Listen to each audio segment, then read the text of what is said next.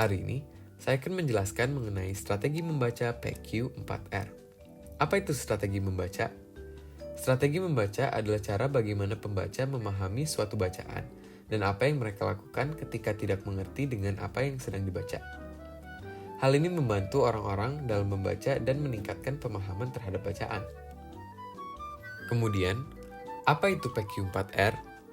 PQ4R adalah singkatan dari Preview, Question, Read, Reflect, Recite, dan Review. Preview adalah periksa dan amati bacaan untuk mengetahui pengorganisasian umum dan topik-topik utama dan subtopik. Question, ajukan kepada diri sendiri pertanyaan-pertanyaan tentang bahan tersebut sebelum membacanya. Read, bacalah bahan tersebut, jangan membuat catatan tertulis.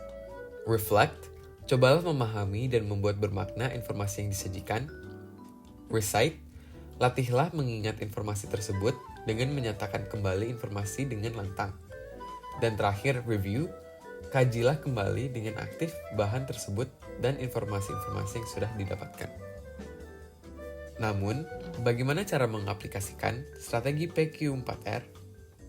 Saya akan menggunakan artikel berjudul Degradasi Tanah, Definisi dan Penggolongannya untuk memberi contoh bagaimana cara menggunakan strategi membaca PQ4R.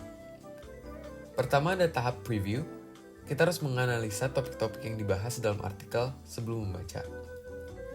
Dengan membaca judul dan beberapa subtopik, saya mendapatkan bahwa tanah merupakan salah satu sumber daya alam yang bermanfaat bagi kehidupan manusia. Salah satu fungsi tanah yang cukup penting adalah sebagai penyimpan cadangan air. Degradasi yang disebabkan oleh manusia biasanya terjadi dalam usaha pertanian di lahan kering. Degradasi yang disebabkan oleh faktor alam biasanya terjadi di wilayah tropis basah, seperti Indonesia. Kedua faktor tersebut akan menyebabkan terjadinya runoff dan erosi yang dapat menyebabkan terjadinya degradasi tanah. Kemudian, dalam tahap question, saya membuat beberapa pertanyaan sebelum membaca. Seperti, apa saja jenis degradasi tanah? Di mana degradasi tanah sering terjadi? Siapa yang dapat membantu menyelesaikan masalah ini? Mengapa degradasi tanah masih terjadi? Dan bagaimana kita dapat mengubah pola hidup kita agar mengurangi penyebab degradasi tanah?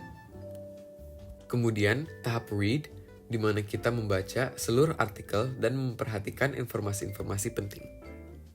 Lalu, dalam tahap reflect, kita memahami ulang informasi yang sudah dibaca. Dari informasi yang didapatkan saat membaca, degradasi tanah menjadi masalah yang sangat besar pada masa kini. Degradasi tanah menurunkan kualitas lahan dan juga produktivitasnya. Dua faktor yang mempengaruhi kualitas lahan adalah faktor manusia dan faktor alam. Kemudian, pada tahap recite, kita menyatakan kembali informasi-informasi penting yang sudah didapatkan. Contohnya adalah, degradasi tanah adalah penurunan status atau nilai tanah. Degradasi tanah dipengaruhi oleh faktor alam dan manusia. Kasus degradasi tanah di Indonesia rata-rata disebabkan oleh pengelolaan tanah pertanian yang kurang baik dan deforestasi terhadap hutan-hutan di Indonesia. Dan yang terakhir adalah tahap review, di mana kita mengajikan kembali dan membuat kesimpulan dari semua informasi yang sudah didapatkan. Tanah merupakan salah satu sumber daya alam yang bermanfaat bagi kehidupan manusia.